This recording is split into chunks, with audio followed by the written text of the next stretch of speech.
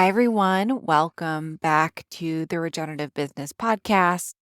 I am your host, Sam Garcia, and today we have a composted episode from the end of 2021 with Amy Heneveld of Ennisberg Essences.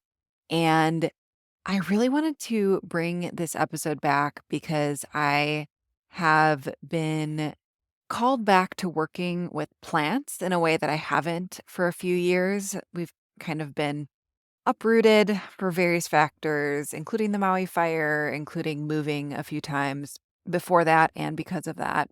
And I have finally come back to the point of just being called back to working with plants and the land in a spiritual capacity, not just as in a gardening capacity. And also, same time is working with more menstrual cycles and menstrual blood in relation to business cycles. And all of that I dove into in this conversation with Amy because she does creative coaching and writing coaching with flower essences. She creates her own, she grows her own, and helps people to connect with the spirit of the flowers and pull them in to support you. So it's this epic conversation that goes down some very interesting rabbit holes.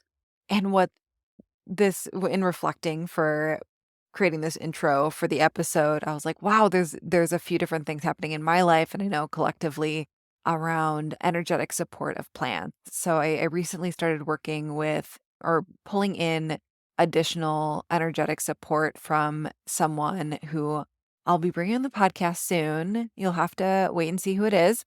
And a part of her work is herbalism and herbal support from flowers. So I'm about to go into this full on plant connection journey with passion flower, which is lilikoi in Hawaii, in the Hawaiian language, which is something that my husband grows on the farm, and it grows prolifically here. And on the place that we are living on right now, there's wild passion flower growing everywhere. And if you've ever seen the flower, it is like, please go Google it if you haven't, because it's one of the most intriguing, stunning flowers that I've ever seen.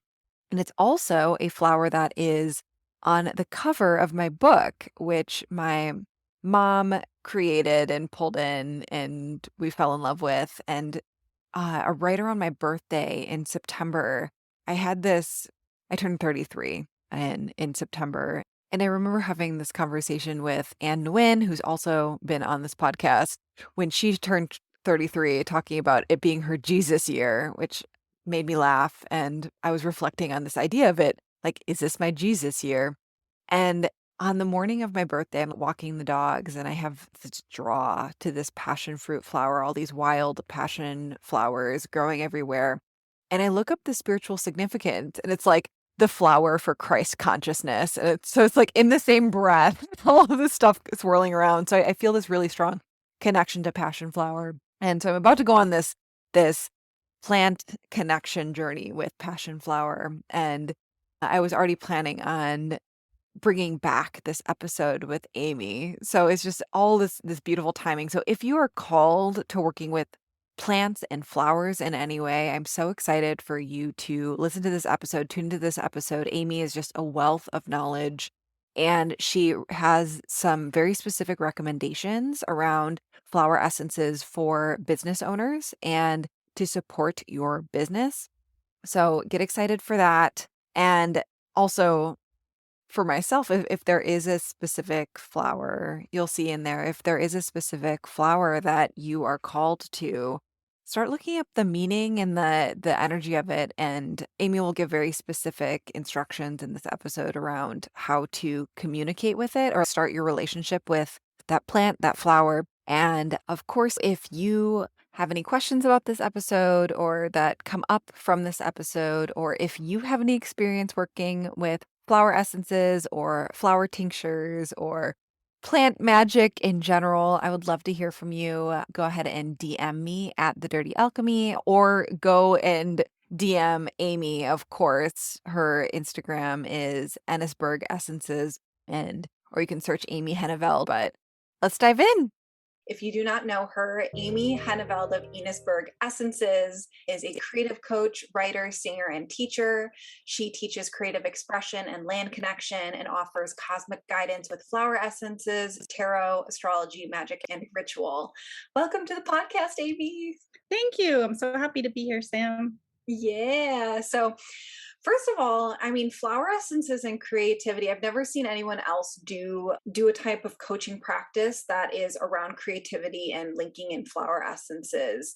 Can you tell us what flowers have to do with creativity? Yeah, the inspiration came to me, I think, maybe about a month into working with flower essences in my business. I just started to see that I wanted to be more than a flower essence practitioner, and that the ways that the flower essences had opened me up to starting my business and to being more creative and expressing that creativity would be really amazing things to share with people. So I started to think about coaching around that. And it makes sense with flowers. So flowers are the highest expression of a plant, and they're really like the moment of blooming is the moment when the plant is starting to get to express itself in all its creativity. And when you notice flowers, that's what you notice, right? Their color, their beauty, and they're just being themselves and shining in this beautiful way that's, I think, related to cosmic energy. So there are some esoteric theories about flowers being the cosmic energy of the universe expressed on Earth. And that really spoke to me too. So it just all made sense as a kind of package of what the flowers could offer people in terms of how to be more creative, be more in line with their true selves and create from that place and be more in flow and feel more connected. That's so beautiful. I actually haven't heard the cosmic element of it, so I might need to ask you some questions about that. But one thing that always struck me about flowers, or the big metaphor I've found with flowers, is because my husband does a lot of farming, and so he does a ton of growing, and there are different plants that you have to pick the fruit or you have to pick the flowers in order to help the signal to the plant to put out more flowers or to put out more fruit. And I always thought that was such a great metaphor to different ideas or different, especially like I consider myself a writer, and when I start writing more and posting more and all of that, it feels like I'm picking flowers so that it's causing my brain to create more flowers. Have you found that? I know what you mean. I love roses for that. The way that roses are really asking to be pruned, or other bushes too that want to be kind of limited to be more productive or to be more creative. So I really see that parallel. And I found that for myself too, just the way you can use limits when you're writing in a writing practice, or you can decide to prune certain things or throw out certain things you've done or written, and that will make room for more beauty and more creativity. That really works. That metaphor works for that too. Yeah. So what is this cosmic connection between flowers and the cosmos? Is it like a planetary correspondence type thing? Yeah, well, similar, but so Steiner, and I think Goethe before him, so kind of esoteric plant teachings, anthropophilosophy, talked about this plant energy. And if you think about it, plants are sort of strange, right? We go around in our mammal bodies, and there are these things all around us that are living on the earth that were here before us, that we're actually descended from. And it's like, where did they come from? How did they get here? And they're growing in certain ways, and there's a lot of diversity, and some have flowers, some don't. Not to even touch the whole fungi, that whole strangeness. There's real worlds of like, what's going on this earth, that if we step back, we can start to see.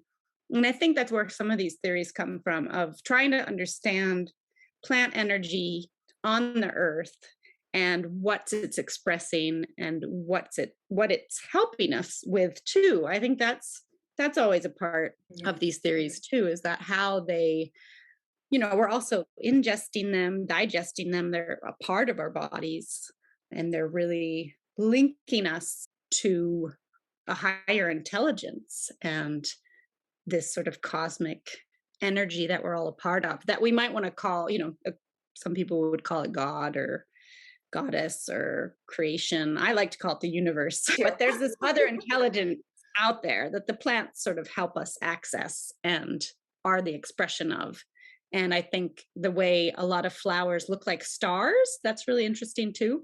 You might have noticed, like borage, or they're very star shaped in the way they're formed. I see that also as a reflection with the stars and the planets. Well, it's interesting what you were just saying about, because we have these legs that can walk around. It again, as a marketer, I'm thinking about, okay, so many people, what they want from their business is to just be where they are and attract. And it seems that that's essentially what flowers have evolved to do, because they don't have legs like we do. They just have to be where they are and attract things to them in their various ways. So it seems like through learning from flowers, we can actually aid attraction marketing principles. Definitely. And that's something I've thought a lot about in terms of love too. The way, I think I learned from the flowers that in Wow. order to attract somebody I loved, I didn't need to do anything. I didn't need to Oh, try to seduce them, or I just needed to sort of shine authentically, and then the love would be attracted like a bee. I did a series of posts actually around that idea of like attracting things like bees. And I think in the same way, you can take that as a business principle. And well, it's kind of interesting because bees have always been associated with money and wealth too, right? oh, that's so true. Yeah, so sorry. All the metaphors here today are rich.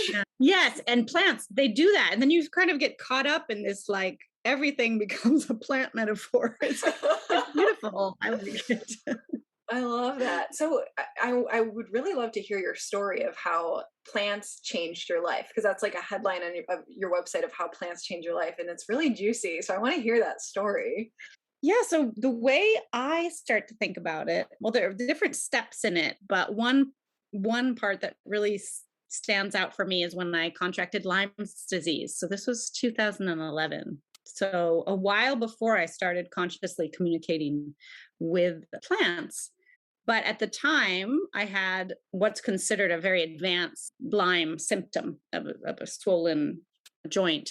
And I was living in Geneva at the time, Switzerland, and couldn't really find any explanation for it at first. So went to the doctors and they told me, well, this is Lyme. And not only is this is Lyme from America. And I knew exactly where it was I'd contracted it. It's the land I now live on.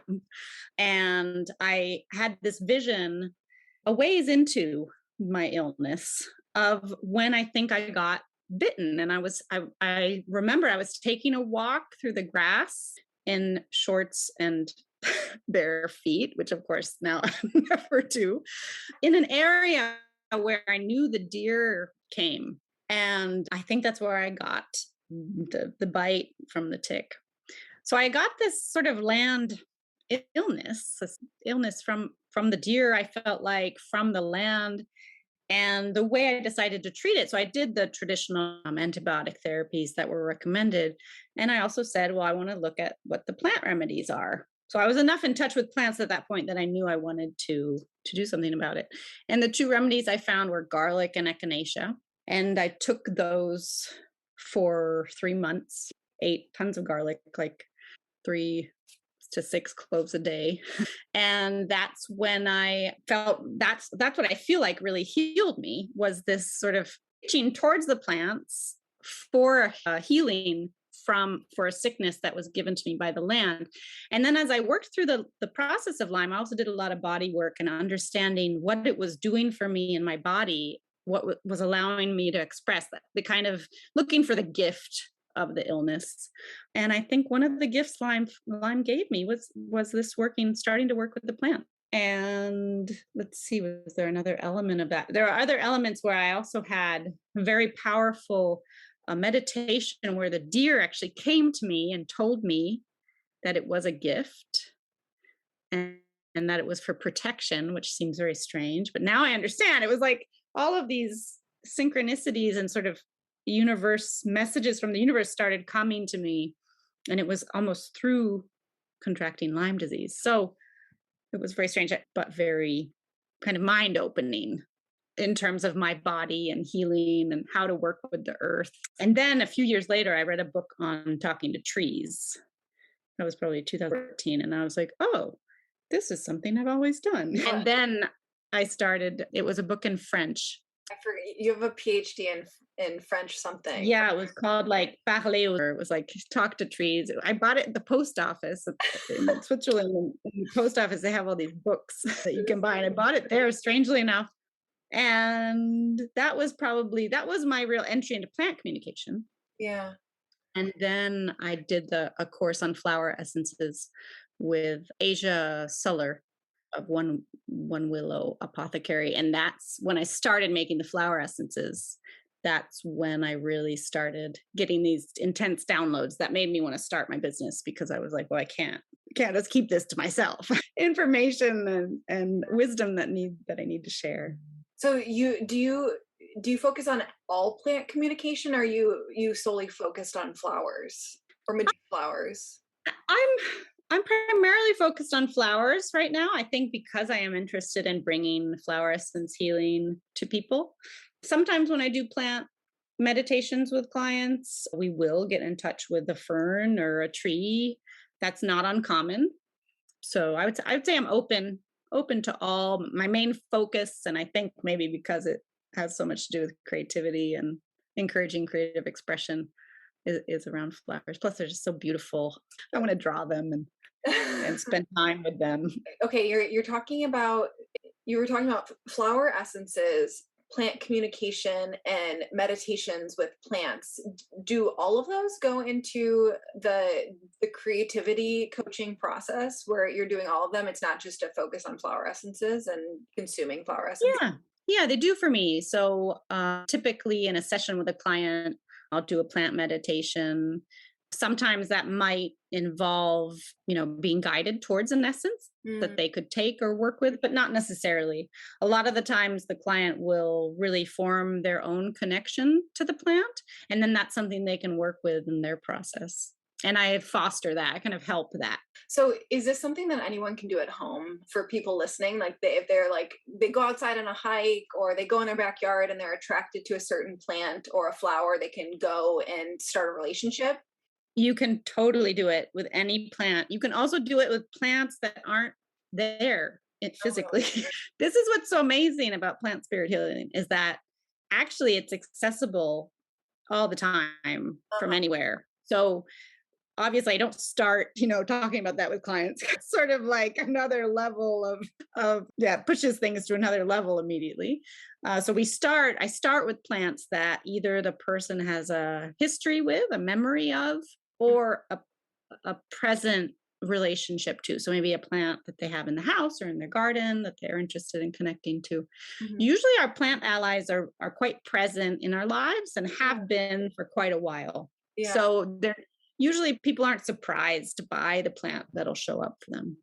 Well, I would think so, because I forget what, I'm sure a bunch of different people and philosophers and whatever talk about this. And so I can't remember where I'm pulling this from, but the idea that what's needed grows around us. And so consuming herbs and medicines from what is like growing around us in season will be naturally supportive of our bodies. It seems like, so maybe if we're attracted to go somewhere, or we're attracted to certain things, it's like a way of our bodies or our spirits communicating with us for what we need.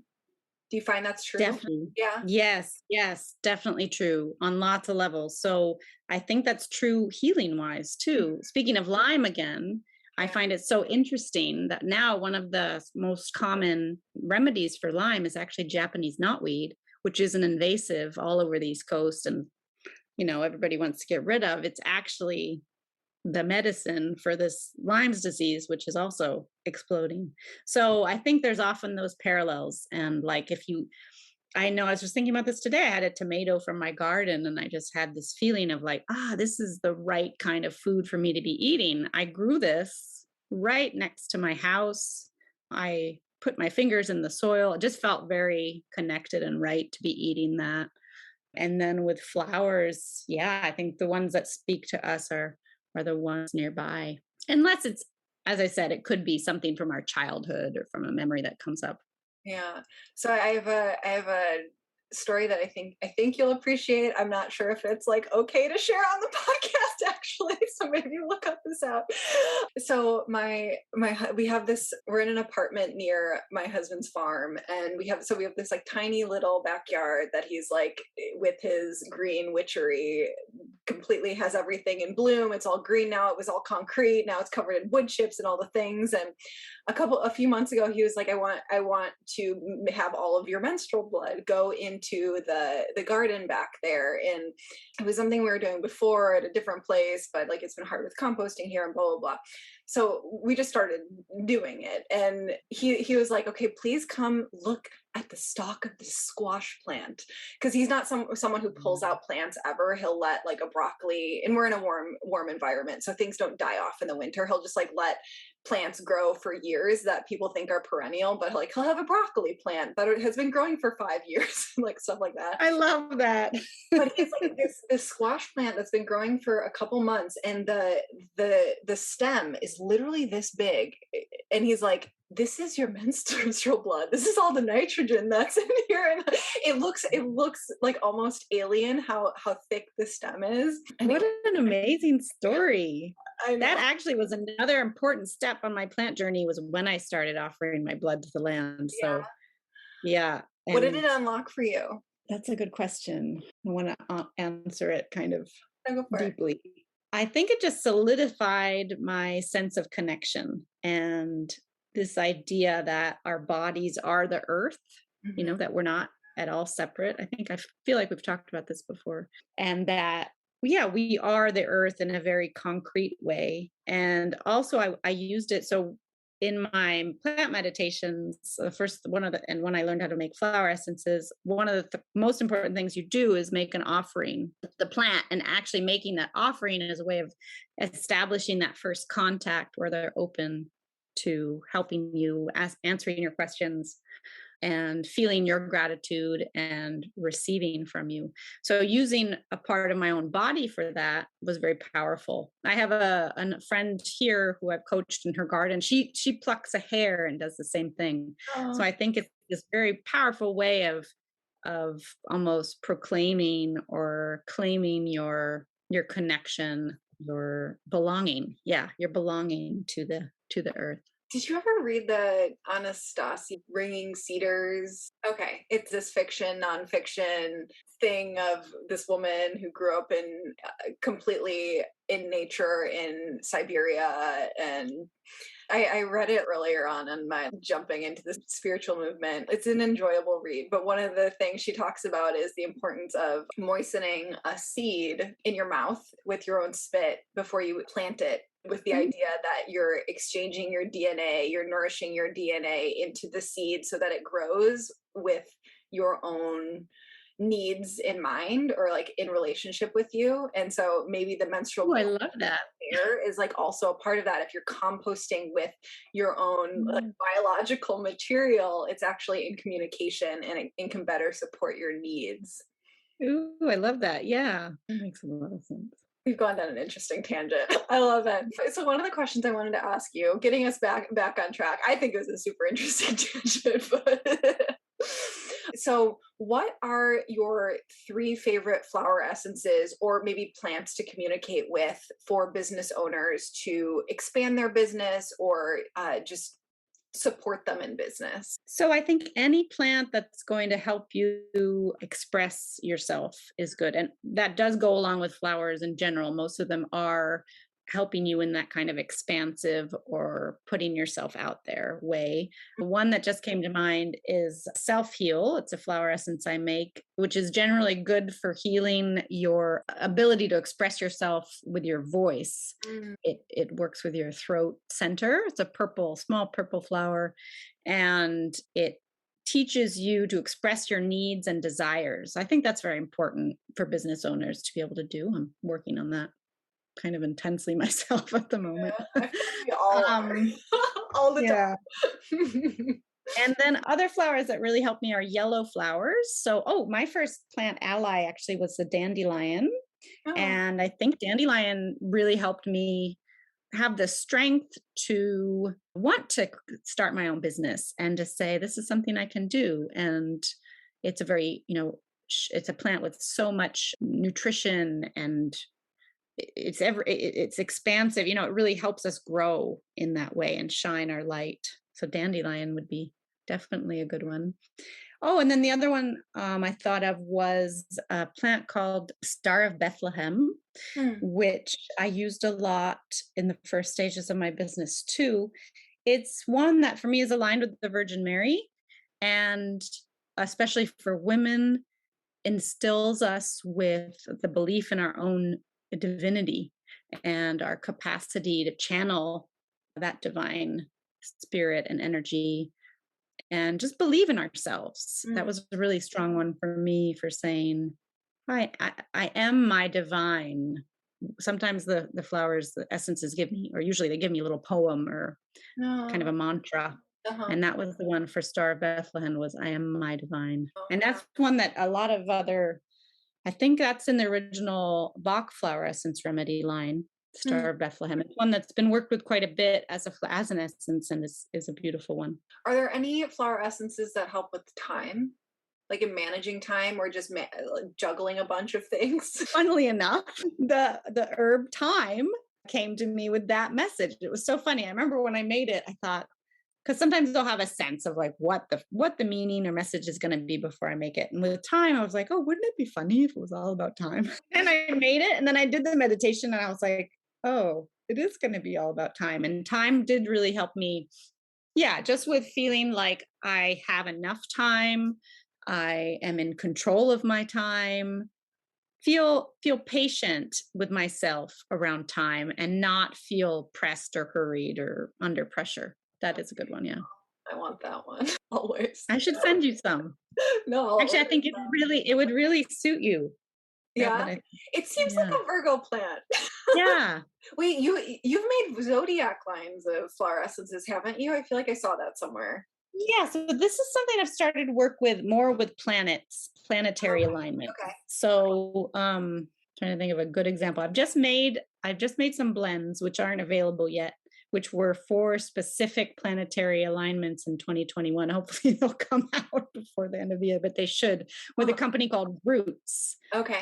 Based in Vermont, and who are going to sell it and make it available more broadly. I made a special blends for that company. And one of them was like for the Saturn-Pluto conjunction alignment. Yeah. Sorry. No, it was a Saturn-Uranus square was the one. Saturn-Pluto I worked with. So sometimes that was dark hollyhock. So sometimes I'll have a feeling like from a certain aspect, and I'll be attracted to a plant to work with for a flower essence. And then I realized at some point that there was a match between the two. So I'd be feeling a certain transit and being called by a plant. And I was like, oh, hey, wait, maybe this plant, the flower, is a response to the transit. So I started having those experiences, and I made one for the Saturn-Pluto conjunction, and I made a blend, which is with more than one, for the Saturn square Uranus this year. Also, I made a Mercury retrograde one, which I will was be coming about to out. ask. I was like, she's got to have a Mercury retrograde one. Yeah. What is that? That was also a blend. So I guess there's two ways I'm working with what's happening astrologically. One is certain plants will call to me at certain times, and I'll realize it's a good answer to that kind of whatever pressure that transit's putting on people. And then the other one is that I'm still exploring, really, are doing these blends for certain aspects. That's cool. But yeah, the star flower connection definitely came through for me there too. Yeah. That there was this very strong connection between how the messages the flowers are giving us and the cosmic energies or happenings. Yeah. So would it be a connection to a certain star, or is it something a little less tangible than that for the cosmic connection between flowers? And so mostly what I get are for transits. Well, no, sorry, go ahead. Going back to the beginning of our conversation where you were saying that there's a cosmic connection between flowers and beyond the universe. Is it flowers connected to certain stars, or is it just something a little less tangible? For me, it's less tangible. Hmm. So the stars express, I'll try to say this in a way that makes sense. The stars express a cosmic truth Okay. in the Okay. sky, Uh-huh. and the flowers express that same cosmic truth on the earth. Okay. Does that What's make the sense? So, well, let me take this. I made an essence with dark hollyhock, which is uh-huh. in my shadow essence line. And at the time, I was feeling really constrained by the Pluto. I think it was a Pluto. I'd have to look at my notes. I think it was Pluto Saturn conjunction. It was that conjunction when they were together for a long time, and they kept coming and coming. Kept on coming It and was, going, yeah. yeah. That's over, Um, right? it's over. Thank God. Yay. And so at that time, I really felt like what this dark hollyhock was saying to me was offering me answers to the problem posed by that transit. So not necessarily that the transit was a problem. I don't want to say the transit was a problem. It was like the transit was activating something that was making me feel something that the flower was saying, this is how you can approach it. So Does each that flower doesn't necessarily have a specific message, or they do? Each flower does. And I would say, so there's also the difference in plant spirits with, so there's a spirit, there's a spirit of that type of flower, right? So take dark hollyhock. Mm-hmm. The hollyhock flower essence I made is going to have certain aspects of it that you would probably, if I did another hollyhock essence, I'd probably get similar themes. But the way I was working with that specific hollyhock plant at that time, that color, gave me a specific message. Yeah. I haven't worked much with flowers, so these are like genuine. I have no idea what I'm talking about questions. No, it's great. And it's actually great because I've never been asked these questions. So it's really stretching me to find words for how to talk about it. Great. Well, it speaks a lot about you being so in the groove of your craft that you don't have to explain it to people because you're just in creation mode so much. I'm just in it, but it's great because one of the first things I started calling myself when I started making these flower essences was a plant translator, because I've translated a lot. I'm bilingual in French and English, and I've written in French and gone back and forth there. So I started to say, well, I'm not translating French anymore. I'm translating for the flowers now. But I do feel like that. It's like, yeah, it's like I've got this plant language over here and bring it in. Does it actually feel like translation between languages to you? It actually feels like translation between languages. Yeah. Oh my gosh. I'm lucky. I do get, so most of my downloads from the plants, I do get words in English. Yeah. That's an easier way to get a download. But for some of these concepts that we're talking about now are very hard to put words to, and I haven't tried very much. Is that like your own specific flavor of psychic intuition? You know how like some people are like, they just know, some people they hear words, some people they see things, some people they feel things. Or is it, do flowers express in words often for people? That's a good question. So I've for a while known that I'm clairaudient. Mm-hmm. So I don't just hear plants speak, I hear spirits, I hear other things, animals. I get the words, I hear it. So that I knew before I started communicating with plants. And I do think everybody's a little different. Like some clients that I'll work with, they'll get more of a feeling or more of an image or even a smell. They'll get other bodily sensations that they're more sensitive to. Okay. And I think that does vary. But I do think we are all capable of being in intuitive resonance with plants. Yeah. That I've always been jealous of people that are clairaudient. I'm like, that's such a cool one. Like I'm definitely one who like I just know. Like it's just I know things, or like when I'm writing and it's just like we'll channel writing, but I always felt the audient one. So I was kind of asking for like, oh, if I work with flowers. It's a little creepy at first. I mean, yeah. I remember the first few times I realized it was happening, it was a little scary. I guess it's like all gifts, you know, sometimes you're like, this is great. And sometimes you're like, I know. It's like but I don't know how the flowers might speak to you more in that more direct, intuitive way. I know, I'm super inspired by this conversation to work with a bunch of flowers and get some flower essences. Well, it's interesting when you become sensitive in any ways. It's the blessing and the curse of it. There's so many blessings and such a richer life you get from it, but there's also always the, can you put stuff back into Pandora's box? Like, did I really want that? And then you can't go back. Definitely. Yeah, it's gotten a lot easier for me to talk about how I talk to plants, luckily. But at first it was like, really? This is what I'm gonna start doing. How is Saying to it with people. people, like, for where you live? Is it would be a normal thing to talk about where you live, or is it you just the people you attract? They're like, oh yeah, it makes sense that you speak to plants and they speak to you. People are differently open to it, like I know a lot of farmers who have an intuitive connection that they wouldn't describe as plant communication, but Mhm. is as far as I'm concerned. Then a surprising number of people talk to their house. The first sort of lecture I gave or presentation I gave of my work locally, I asked that question. I said, so who talks to their houseplants? And more than half the people raised their. So I think that started to make me feel better, like, oh, this is something that a lot of us feel and do. We don't talk about it because it makes you do sound a little kooky. So, but then the more I do it, the more normal it's become. And I think now now I'm not really shocking anybody by saying that. I think sometimes people are surprised by how literal I mean it, like I'm actually talking to the plant. But people will take what they can and what they want and what will help them. So that's what's important to me. When you were attracting your fiance, did you tell him after the fact that it was because you were you were talking to flowers? I don't remember when that came up. He's pretty open to it. He does a lot of shamanic work and has his own conversations with magical beings and things like that. So that was a good fit there.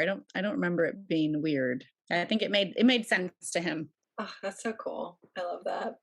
Okay, so this podcast is called Business as a Magical Practice, where we don't only use our magical and spiritual practices to boost our business, but we also use our business as a tool for soul evolution. Can you tell us how you use your business for your spiritual development? Wow. Well, I was an academic. I was an anti-capitalist academic.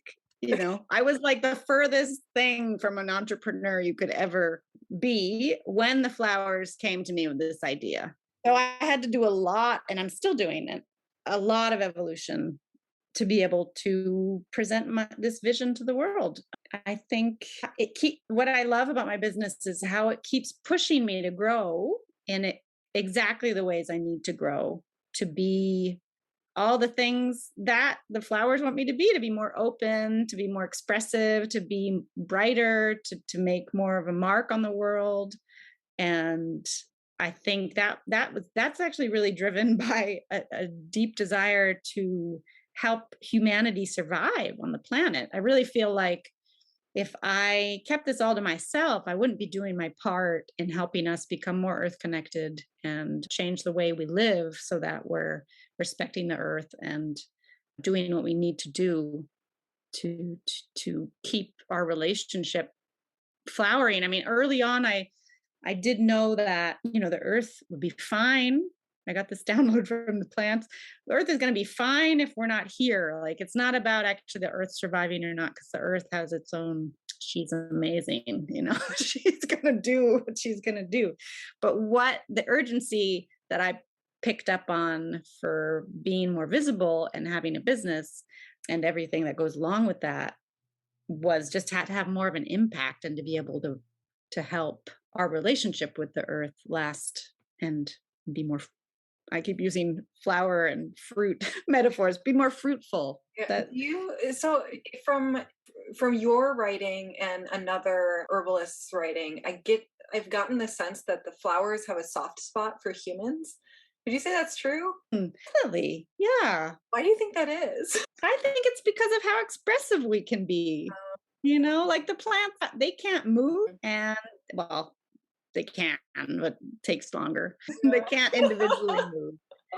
And they can't express themselves in all the ways we can. I think think plants and humans have developed together in a beautiful way that the flowers know that they couldn't be developing themselves in that way. I was just looking at an old gardening magazine, and all the cultivars, even if you're just thinking of it from a purely, gardening technique approach, what we're doing for flowers is amazing. It helps them be more expressive and expand into their possibility of what they could be. And I think the same thing goes for how plants and flowers help us. And maybe that's the soft spot. It's that kind of interconnectedness where we know we're helping each other, really.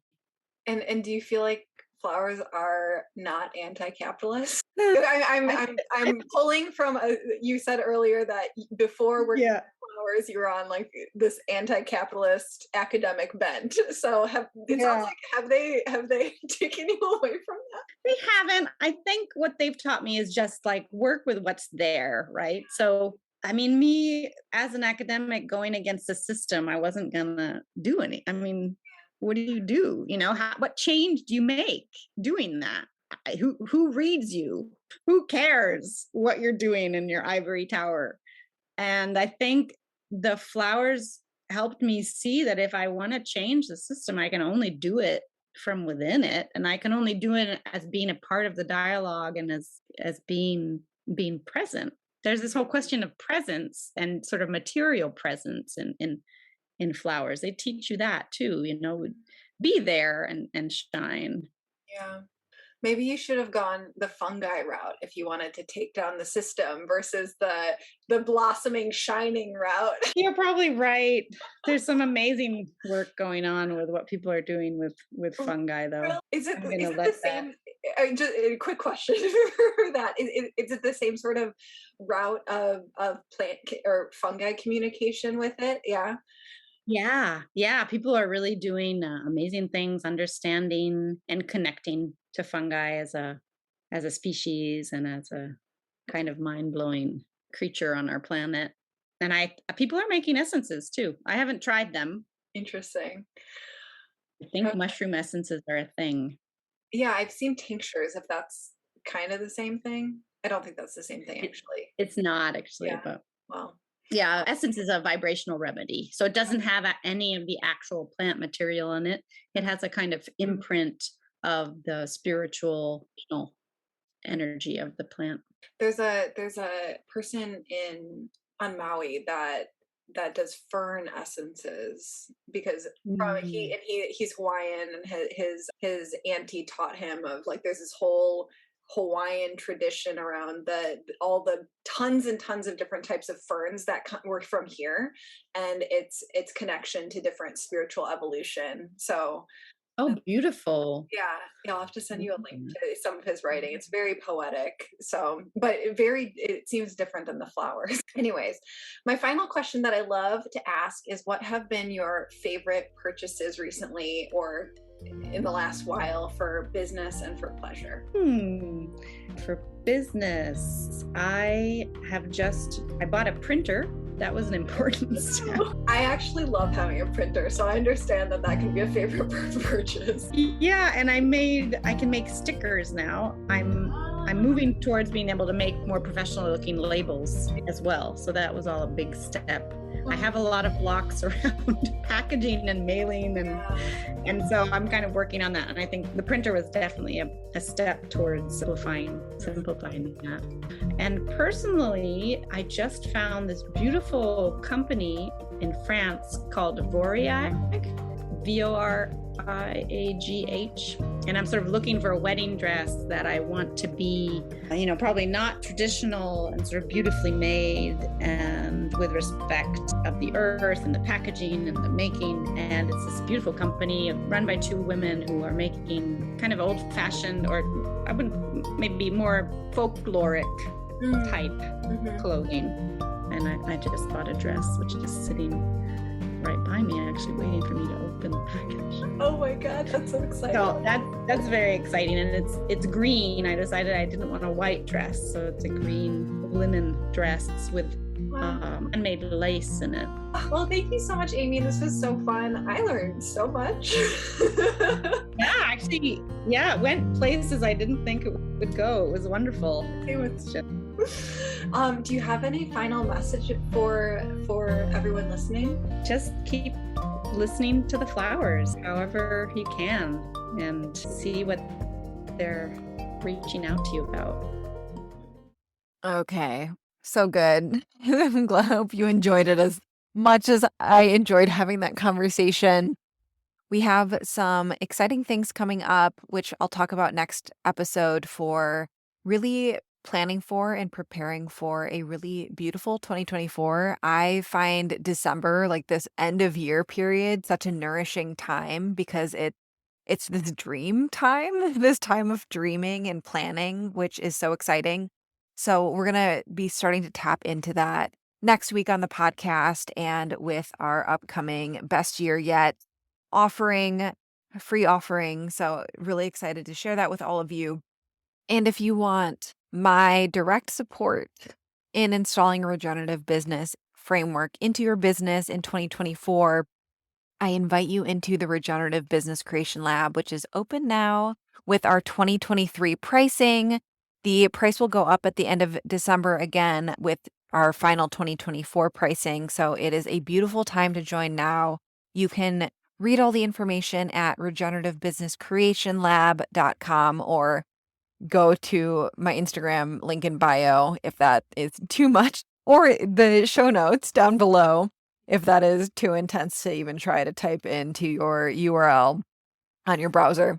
But this is the all-encompassing support, training, and resources for a thriving business ecosystem, including how to attract in perfect people into your business, how to deepen the relationships with them and have the right people coming into your offerings, how to communicate that, how to emanate it and radiate it out through your branding, how to support yourself and your team and your clients and customers through your business operations and your time management. So it is this full picture view because a lot of people, they want to point at this one single thing, one single reason for your business not being the way that you want it to be, whether that is you're overwhelmed because of the amount of stuff you have to do, or you're not feeling like you're getting the amount of visibility or the amount of sales that you would love to support the life that you want to be living or the amount of impact that you want to be making.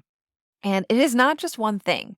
Just like there's not one way to market, like podcasting's amazing, Instagram's amazing, or you could hate those things and you just want to do SEO or you just want to do affiliate partnerships. There's all of these different ways in which, depending on your natural tendencies and your natural inclinations and the spirit of your business, the soul of your business, all of these things can be working together and addressing all of these. And if you saw my Instagram post the other week with, I'll have to do a full on podcast episode on this, of the 7 areas of business in which you want to be addressing.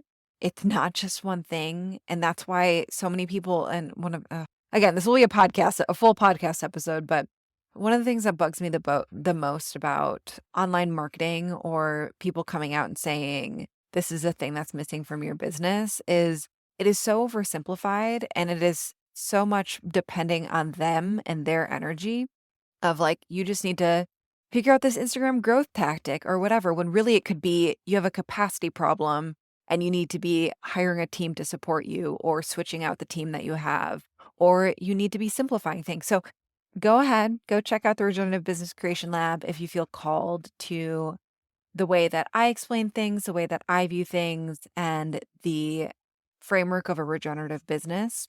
And you do get instant access to all of the legacy content, which is, I should actually count the amount of videos, just dozens of videos, trainings, and cheat sheets and templates, like straight up templates on how to write in a seductive way, and messaging prompts. All of these things are instant access right now. And then we are redoing everything, recreating everything to make it even more digestible and actionable for 2024. So you get amazing things now and amazing thing later, and live support in 2024. So I invite you to check that out. And I will see you next week on the podcast as we talk about dreaming up and calling in and making a plan for your best year yet for 2024.